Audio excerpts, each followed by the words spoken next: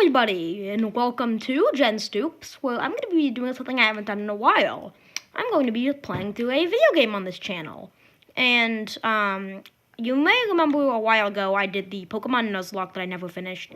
And I do plan on getting back to that eventually, but I finally found a good way to record, games. So, for now, I just think I'm going to be playing some Mario, and I'm hopefully going to do a series where I play through all these games, except maybe Lost Levels, because I'm horrible at this game. I may also get around to playing Yoshi's Island eventually, but I just think it would be fun to play through all of the original Mario games via the Super Mario All-Stars plus Mario World collection on the SNES. So yeah, let's get started. Starting off with a little bit of information about my history with this game. I've beaten this game twice before, which I know isn't very much for what's often considered the greatest platformer of all time. Or not greatest platformer, but the platformer that really kickstarted the genre. But it's still a very fun game to this day, and I think the All-Stars version just, makes it kind of easier to look at, and just overall makes the game more fun. Everything feels a lot more fluid and such. I've never actually beaten the All-Stars version of this game, though. This is, in case you were wondering, the SNES version of the game. The Wii version of Super Mario All-Stars didn't include Mario World, which is a little thing. Mario All-Stars for the Wii, actually, is oftentimes considered one of the worst ports Nintendo has ever done, because it didn't include Mario World, and it still had, all the SNES, button controls and stuff, and, its layout menu, controls menu, whatever you want to call it. But I just made a stupid move. But, anyway, this is just a really fun game, and if you ever feel like getting into the Mario platformers, Mario 1 still holds up today as a great place to start.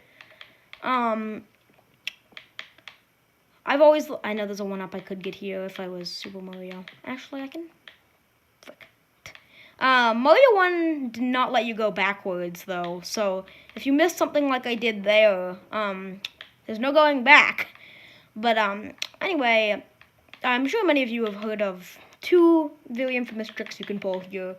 You can go up those platforms and up around there to get behind this pipe, and there's a warp zone back there that you can use to take you to worlds 2, 3, and 4. But there's also another thing you can perform here by taking some of these blocks out, and you can glitch through this pipe and access something called the Minus World, which is not very... It's one level, basically, in the US version of Super Mario Bros., but in the Japanese version of this game, there's a lot more minus levels for the Famicom Disk System version of this game, and they're very weird. There's different, peaches and walking around, and color palettes are wacky and stuff like that. But, anyway, yeah, so I got introduced to the Mario series via, Super Mario 64. And, that's kind of how I got into the series. But, I've always loved the Mario series. There's just so many different things to like about it. I thought I was gonna die there. If there's one Mario game you don't like, he's in so many different genres, you're bound to find one that you do like. He's got the sports, and you've got Smash Brothers, which obviously isn't Mario, but, so you've got fighters, you have sports games, you have party games, you have 3D and 2D platformers, you have stuff like that. So Mario's just really a game for everyone, but, like I said, the first game still really holds up, and, I've just kind of been absentmindedly playing while I'm talking here, but, this is World 1-4, first castle in the game. This is back before Koopalings or Bowser Jr. or anything like that, so you just gotta fight the fake Bowsers, and, thing here, if you beat Bowser with the, Fire Flower, you can see the fake Bowser and what he was. So here, I think he's a Goomba. As you can see there, he was a gray Goomba. Obviously, you can also beat him. Oh, what is this? That's actually really interesting. Like I said, I've never really played this game in the Mario All-Stars version. Outside of, like, the first 2 levels just to test out the recording setup. But, I didn't know they were in Sax this time, though, so that's interesting. But anyway, 2 times I've beaten this game. One time was on the Wii Virtual Console, because I don't actually own an NES. Wii Virtual Console, sorry. I don't know if that's what I said, but anyway. And the other time I beat it on the Switch Online service, which I was just kind of like, I don't really feel like playing a ton more Spirit Battles right now. This was fairly recent. Why don't I just beat a Mario game? I actually beat Mario 3 for the first time on there, too. But anyway, I think I'm going to play through the first 2 worlds today. We'll go 2 worlds per episode, I think. And I know, despite having only 3 levels, Mario 2's worlds are a lot longer, often because they have longer levels. And Mario 3's worlds have like 8 levels a lot of the time, stuff like that. So, this 2 worlds definitely isn't going to be the same for every game. Very similar thing to Mario 3 applies to Mario World as well. But, anyway, so that's its kind of backstory on my history with Mario, stuff like that. But yeah, so that's interesting. Anyway, we are on the first infamous water level here. I don't have the music on, because I don't want... Like, I know Nintendo's a lot more, like, fine with using stuff now, like, copyrighted music and stuff, but either way, I think, sometimes the music kind of distracts me. Like, there's certain games which just kind of, I don't know. The water music's great, it's just kind of, like I said, distracting to me sometimes.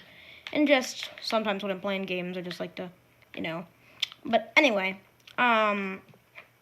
speaking of music in games, I have started recently playing Banjo-Kazooie, which is, very fun. And that game just has an excellent soundtrack as well, and I'm just kind of looking for things to talk about, so I'm on the 3rd world of that game. I haven't actually started it yet. It's called, like, Clanker's Cavern, I think. But first 2 worlds have been great so far. I have been greatly enjoying Banjo-Kazooie. And I almost died there. I'm surprised I didn't. But, anyway.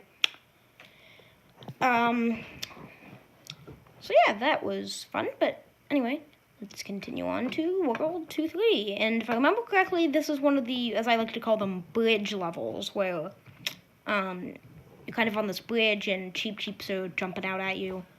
Yes, it is. And I find a general strategy for these levels is just to run and stop whenever a Cheep Cheep's right above you. But, that strategy generally seems to work. I normally don't go for that mushroom right there. Just kind of got to run through it a little bit, but, and that actually worked fairly well there. So, that is one of 2 bridge levels, I believe. Second one's a lot harder. I think it's in, like, World 5, maybe, but anyway, here we are in the final castle. So please let me know in the comments, if you have questions or anything. I need, obviously, subjects to talk about. I just kind of, like, been filling space here. Dang it. There goes my power up.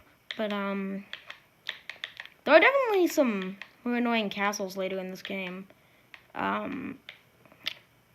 Where there's a certain path you have to take, and if you don't go down that right path, it makes you repeat certain parts of the stage.